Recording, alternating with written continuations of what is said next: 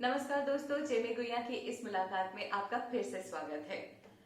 आज की चेमे गुइया की मुलाकात का टॉपिक है लफ्जों की ताकत। आप किसी से क्या बोलते हैं और उस पर उनका क्या असर होता है। वो पॉजिटिव वे में भी हो सकता है और नेगेटिव वे में भी हो सकता है। ये मैं पहले भी बात कर चुकी हूँ कि हम किसी भी की जिंदगी में कैसा अपना प्रभाव डालना चाहते हैं, कैसा असर डालना चाहते हैं।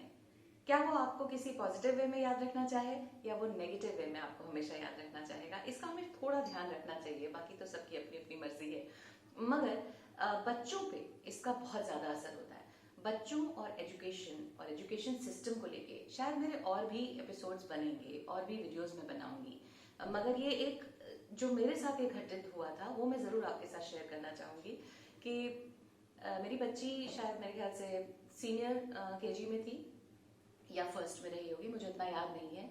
वो स्कूल गई थी और उसकी प्रैक्टिस चल रही थी 15 अगस्त के प्रोग्राम के लिए। वो बहुत खुश होती थी, डांस करके आती थी, सब कुछ करती थी। और मुझे उसने कभी मेंशन नहीं किया था कि वो कहाँ पे प्लेस की गई है स्टेज पे और क्या, कभी कुछ नहीं बताती थी, बस वो खुश रहती थी।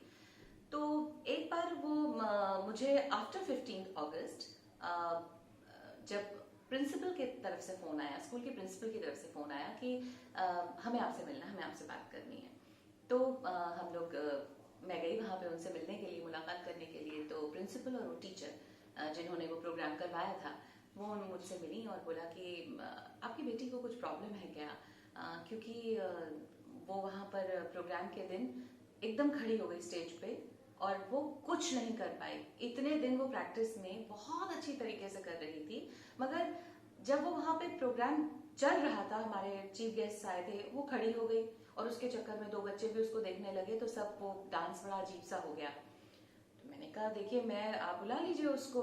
वो ऊपर स्कूल में दूसरी क्लास में थी, वो उसको बच्ची को बुला कर लाए और वहां पे खड़ा किया। तो मैंने सामने ही बोल दिया, मैंने कहा बेटा क्या हो गया था, आप तो रोज खुश होके आते थे, डांस करते थे और बताते थे।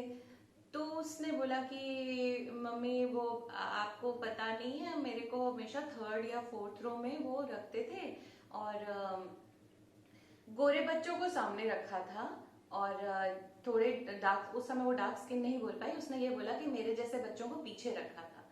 तो वो डस्की कलर है उसका, तो उसको पीछे रखा हुआ था। लास्ट मोमेंट पे जिस दिन 15 अगस्त का प्रोग्राम था, उस दिन मैंने जिस ढंग से उसको तैयार किया होगा, प्यारी लग रही थी बच्ची।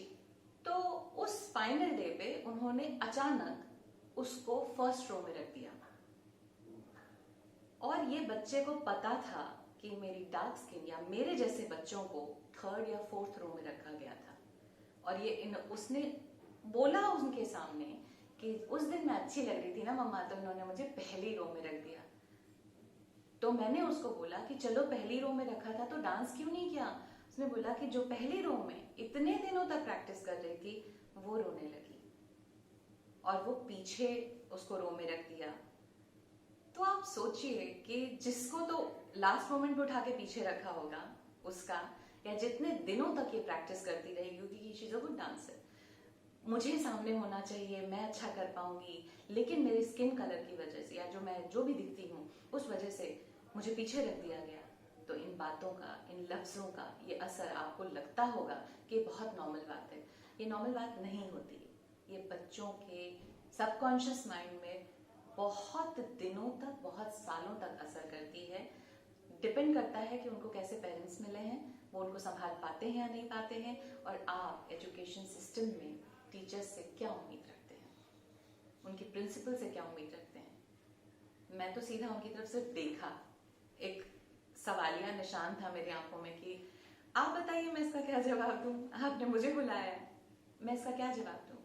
तो मेरी सबसे गुजारिश है, आप अगर किसी ओहदे पे बैठे हैं, किसी, जब आपका कम्युनिकेशन है किसी बड़े ग्रुप से, स्कूल में बच्चों से, आपको प्लीज ध्यान रखना होगा। कभी कभी कॉरिडोर में खड़ी हुई टीचर्स भी जो बात कर रही होती हैं वो बच्चे घर आके बताते हैं, या कैसे आपने उनको झिड़का है बिना किसी बात पे, अपने घर की कुछ फ्रस्ट्रेशन होता है। इन पर मैं और चर्चा करूंगी जरूर, क्योंकि ये हम लोगों ने सब झेला हुआ है। और मेरे स्कूल में भी बहुत सारी चीजें, जब मैं बचपन में थी उस समय की भी बहुत सारी घटनाएं तो सबके साथ होती रहेंगी। बातों का असर, लफ्जों का असर। बहुत होता है किसी के जीवन में। कोशिश कीजिए कि आप अच्छा असर डालें। आप लोगों के कमेंट्स मुझ तक आते रहते हैं व्हाट्सएप के जरिए, फेसबुक के जरिए, मैसेंजर के जरिए। अपना आशीर्वाद बनाए रखिए।